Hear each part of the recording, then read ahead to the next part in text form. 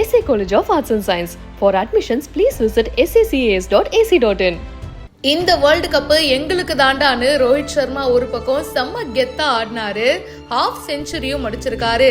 கேப்டனா ஒரு தலைவனா நின்று இந்த வேர்ல்டு கப் முழுக்க பாத்தீங்கன்னா ரோஹித் சர்மா சிறப்பான ஆட்டத்தை வெளிப்படுத்திட்டு வந்துட்டு இருக்காரு. அந்த வரிசையில T20 வேர்ல்டு கப் செமிஃபைனல்ஸ் இந்தியாவுக்கும் இங்கிலாந்துக்கும் நடந்துச்சு. ஆரம்பத்துல இருந்தே மழை வந்துட்டு போயிட்டும் இருந்துச்சுங்க.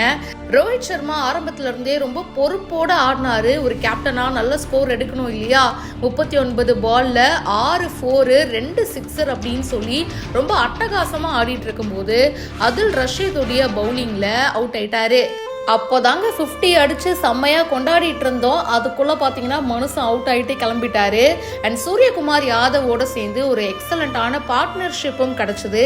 இவங்க 2 பேரும் ஆடிட்டு இருக்கிறத பார்க்கும்போது கண்டிப்பா நம்ம 180 தாண்டிடுவோம் அப்படின்னு நினைச்சோம்.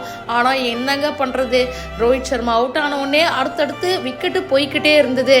சூரியகுமார் யாதவ் 47 ரன்ஸ்லையும், ஹர்திக் பாண்டியா 13 பால்ல 23 ரன்கள், 1 பவுண்டரி 2 சிக்ஸர் அப்படின்னும் பெரிதும் எதிர்பார்க்கப்பட்ட இந்த மேட்ச்லயாவது ஆடுவாரா அப்படின்னு நம்ம நினைச்ச ஆறுச்சாமி சிவம் தூபே வந்த வேகத்திலேயே அவுட் ஆயிட்டு கிளம்பிட்டாருங்க. டக் அவுட் ஆயிட்டாரு. நீங்க சொல்லுங்க, இன்னைக்கு மேட்ச்ல யார் ஜெயிப்பான்னு நினைக்கிறீங்க? கமெண்ட் பாக்ஸ்ல மறக்காம பிரியா கூட ஷேர் பண்ணுங்க.